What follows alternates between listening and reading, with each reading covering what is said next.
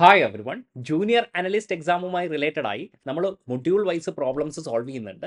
Already നമ്മൾ module 1-ലുള്ള എല്ലാ ടോപ്പിക്കുമായി റിലേറ്റഡ് ആയിട്ടുള്ള ക്വസ്റ്റ്യൻസും അപ്ലോഡ് ചെയ്തിട്ടുണ്ട്. ആരെങ്കിലും കണ്ടിട്ടില്ലെങ്കിൽ ലിങ്ക് ഞാനിവിടെ അപ്ലോഡ് ചെയ്യാം. ഈ സെഷനിൽ നമുക്ക് മൊഡ്യൂൾ 2-ൽ കോർഡിനേഷൻ കെമിസ്ട്രിയുമായി റിലേറ്റഡ് ആയിട്ടുള്ള കുറച്ച് പ്രോബ്ലംസ് ഒന്ന് കണ്ടു നോക്കാം. Of course there will be some exceptions. നിങ്ങൾ എക്സെപ്ഷൻസ് കൃത്യമായി മനസ്സിലാക്കുക.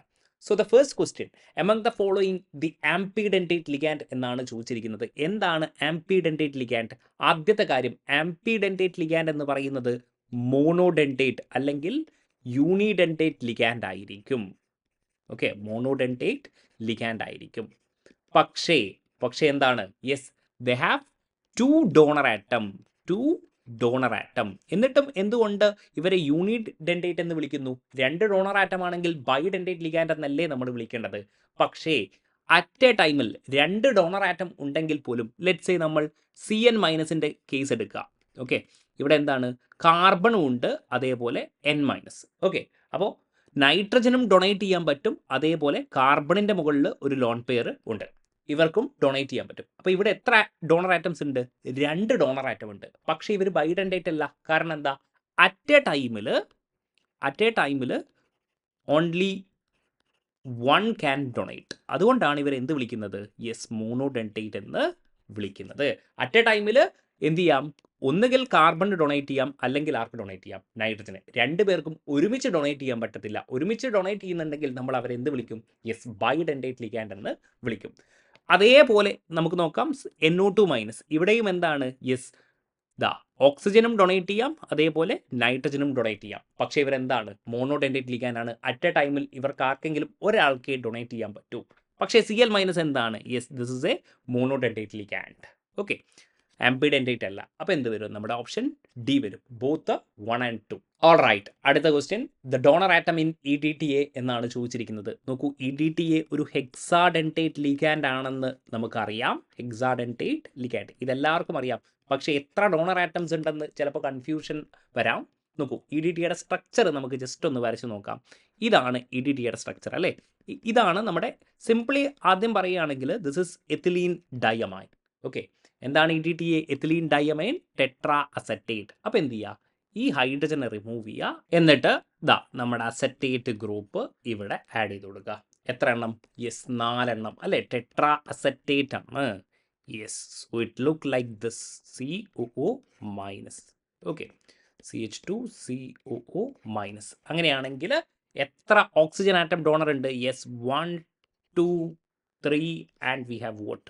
4. എത്ര നൈട്രജൻ ആണ്? യെസ്, നൈട്രജൻ്റെ മുകളിലുള്ള ലോൺ പെയർ 2 നൈട്രജനും അതേപോലെ 4 ഓക്സിജനുമായിരിക്കും നമ്മുടെ ഓപ്ഷൻസ് നോക്കി. 2 nitrogen and 4 oxygen, option B. Clear? Okay, ഇനി മൂന്നാമത്തെ ക്വസ്റ്റ്യൻ.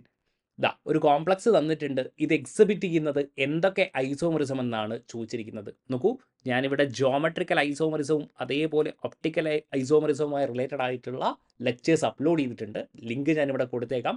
വളരെ ഇമ്പോർട്ടൻ്റ് ആണ്, നിങ്ങളോട് എപ്പോഴും ചോദ്യം ചോദിക്കുന്നതാണ്. ഓക്കെ, അതിൽ നമ്മൾ പറഞ്ഞിട്ടുണ്ട് MA4B2.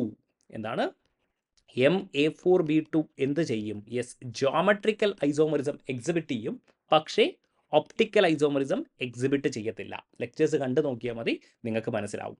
ഓക്കെ, അപ്പോൾ ജോമെട്രിക്കൽ ഐസോമറിസം ഉണ്ട്. അതേപോലെ NO2 എന്താണ്? NO2 നമ്മൾ ഓൾറെഡി പറഞ്ഞു, ആംപിഡെന്റേറ്റ് ലിഗാൻഡ് ആണ് അല്ലേ?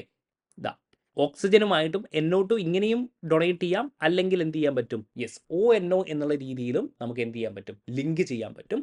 അങ്ങനെയാണെങ്കിൽ it shows linkage isomerism as well. ഇനി എന്ത് ചെയ്യാൻ പറ്റും? യെസ്, ഈ NO2-ഉം Cl-ഉം എന്ത് ചെയ്യാൻ പറ്റും? എക്സ്ചേഞ്ച് ചെയ്യാൻ പറ്റും. അങ്ങനെയാണെങ്കിൽ അയോണൈസേഷൻ ഐസോമറിസവും ഈ കോമ്പൗണ്ടിന് ഷോ ചെയ്യാൻ പറ്റും. അങ്ങനെയാണെങ്കിൽ ഓപ്ഷൻ എ വരും. ഒരിക്കലും എന്ത് ചെയ്യാൻ പറ്റത്തില്ല? യെസ്, ഒപ്റ്റിക്കൽ ഐസോമറിസം എക്സിബിറ്റ് ചെയ്യുന്നില്ല എന്ന് നിങ്ങൾക്ക് മനസ്സിലായി കഴിഞ്ഞാൽ, MA4B2 ഒപ്റ്റിക്കൽ ഐസോമറിസം എക്സിബിറ്റ് ചെയ്യത്തില്ല എന്ന് നിങ്ങൾക്ക് മനസ്സിലാക്കി കഴിഞ്ഞാൽ നിങ്ങൾക്ക് ഇതിൻ്റെ ഓപ്ഷൻ കണ്ടെത്താൻ പറ്റും. ക്ലിയർ ആണല്ലോ? യെസ്. അടുത്തത് FeCO(x), the value of X എന്നാണ് ചോദിച്ചിരിക്കുന്നത്. അപ്പോൾ ഇതെങ്ങനെയാണ് കണ്ടുപിടിക്കുക? ഇവിടെ നമ്മൾ യൂസ് ചെയ്യേണ്ടത് സിഡ്ജ്വിക് റൂളാണ്. സിഡ്ജ്വിക് റൂൾ. നോക്കൂ, എന്താണ് ഈ കാര്യം?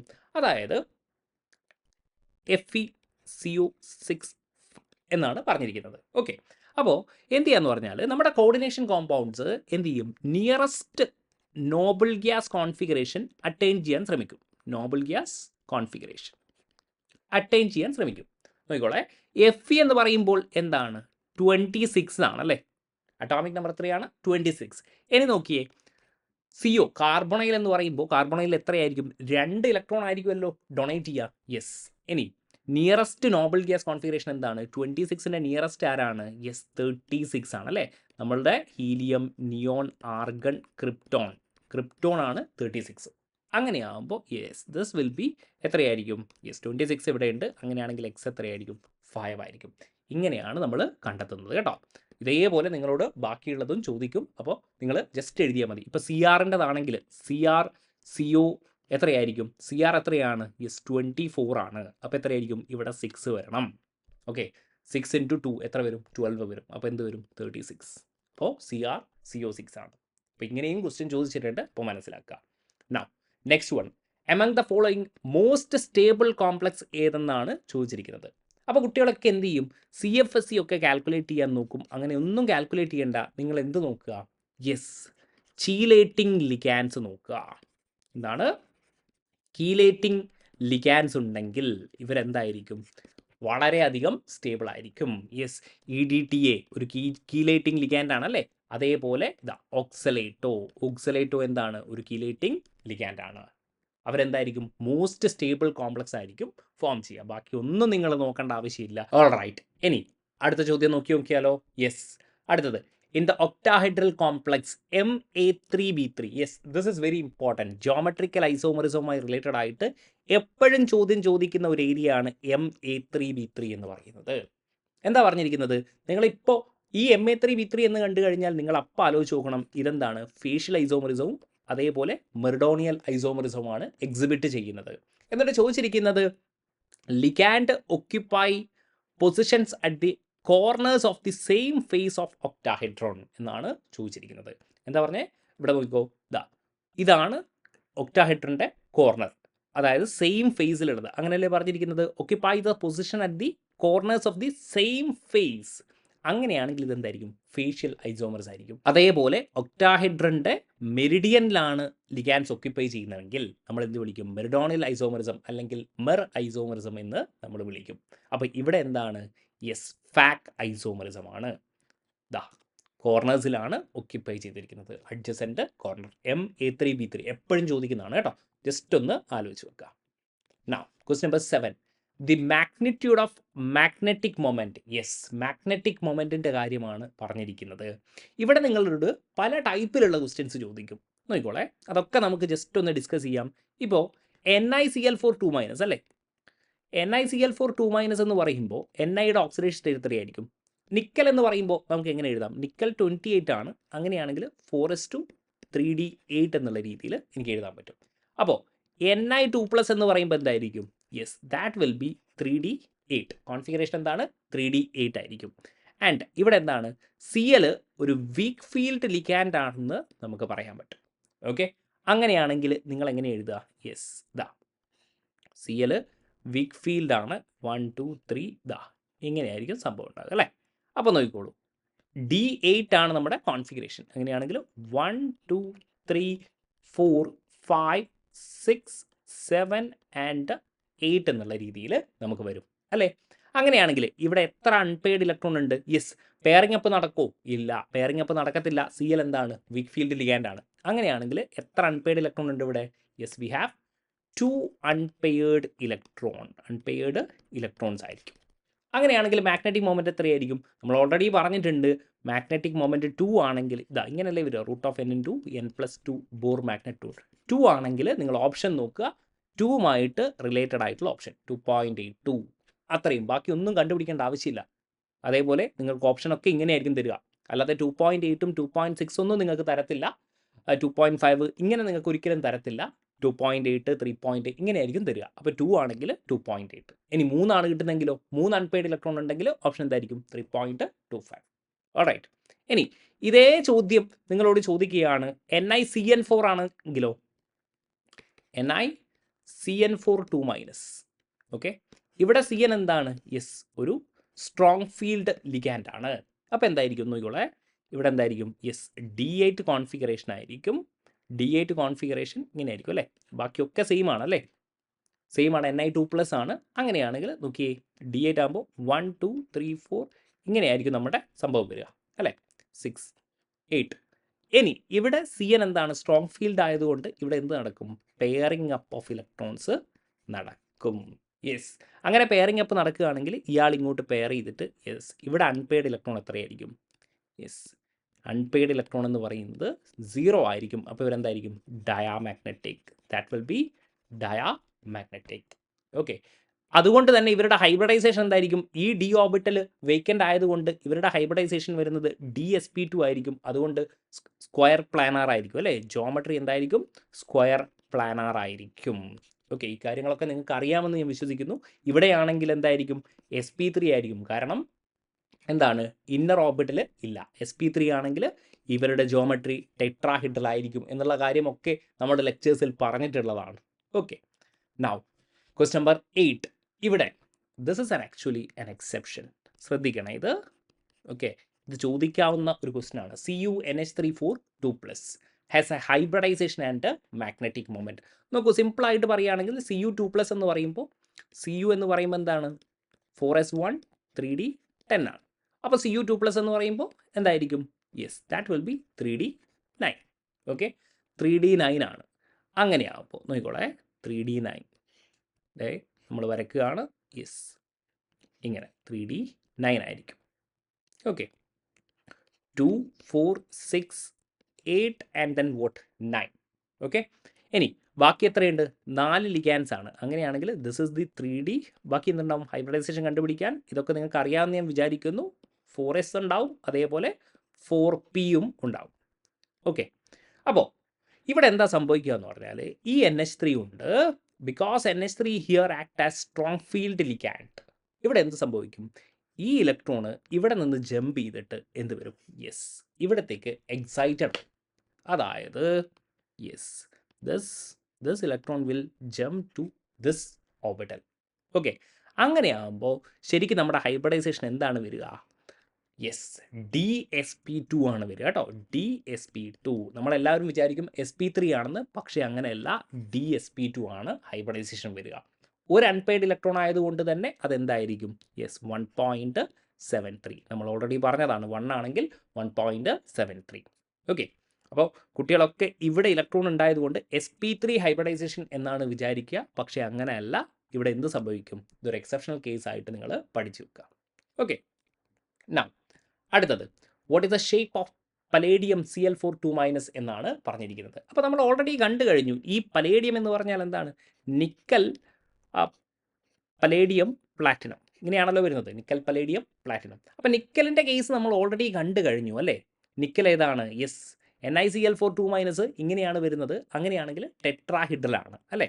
യെസ്, NiCl4 2- നമ്മൾ കണ്ടു കഴിഞ്ഞു. That is tetrahedral. പക്ഷേ നോക്കിക്കോളെ, NiCl4ൻ്റെ കേസ് ഞാൻ പറയുകയാണെങ്കിൽ D8 ആയിരിക്കും അല്ലേ? അതേപോലെ തന്നെ അല്ലേ PDക്ക് ഉണ്ടാകുക അല്ലേ? D8 ആണെങ്കിൽ നോക്കൂ, യെസ്, D8 വരുമ്പോൾ ഇങ്ങനെ വരും. ഓക്കെ, 2 4 6 7 8 എന്നിട്ട് എന്ത് വരും? യെസ്, നമ്മുടെ sp3 എന്നുള്ള രീതിയിൽ ഇങ്ങനെ വരും. ഓക്കെ, അങ്ങനെയാകുമ്പോൾ NiCl4 എന്തായിരിക്കും? നമ്മൾ പറയും sp3 ആണ്. പക്ഷേ ഇവിടെ എന്താണ്? പലേഡിയവും പ്ലാറ്റിനവും നോക്കണേ. ഇവിടെ എന്താണ്? ഇവിടെ എക്സെപ്ഷൻ ആണ്. നോക്കിക്കോളൂ, ഇത് 3D ആണ് അല്ലേ? ഇവിടെ 4Dയും 5D മെറ്റൽസ് ആണ് ഉള്ളത്. ഇവിടെ 4Dയിലും 5Dയിലും വരുമ്പോൾ Cl എന്തായിട്ട് ആക്ട് ചെയ്യും? Cl act as a strong field ligand. Cl act as strong field ligand. 3D സീരീസിൽ weak field ligand weak field ആയിരിക്കും. പക്ഷേ in presence of 3D and 4D എന്തായിരിക്കും?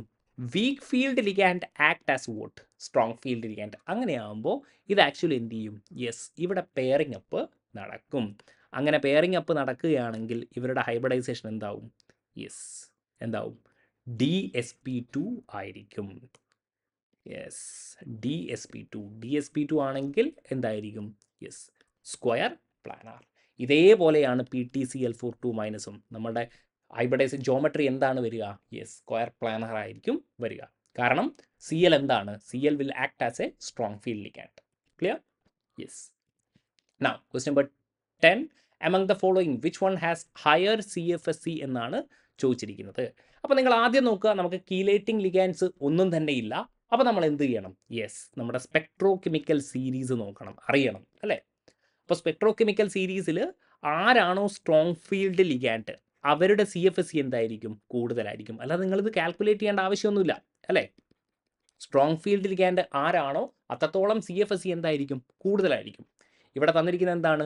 OH, H2O, NH3 ഒക്കെയാണ് തന്നിരിക്കുന്നത്. പക്ഷേ നമുക്കറിയാം യെസ്, CN എന്താണ്? ഒരു സ്ട്രോങ് ഫീൽഡ് ലിഗാൻഡ് ആണ്. അതേപോലെ കാർബണൈൽ അല്ലേ? കാർബണൈലും CN- ഒക്കെ എന്താണ്? വളരെ സ്ട്രോങ് ആയിട്ടുള്ള ലിഗാൻസ് ആണ്, സ്ട്രോങ് ഫീൽഡ് ലിഗാൻസ് ആണ്. അപ്പോൾ ഇവരുടെ CFSC എന്തായിരിക്കും? വളരെ കൂടുതലായിരിക്കും. ഓക്കെ, ഓപ്ഷൻ എന്താണ്? സി. പെട്ടെന്ന് നമുക്ക് ആൻസർ കണ്ടെത്താൻ പറ്റുന്നില്ലേ?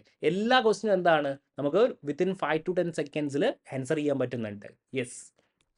Now the last one, which one is not a pi bonded complex എന്ന് പറഞ്ഞിട്ടുള്ളതാണ്. Zeise's salt. എന്താണ് ഈ സീസസ് സോൾട്ട്?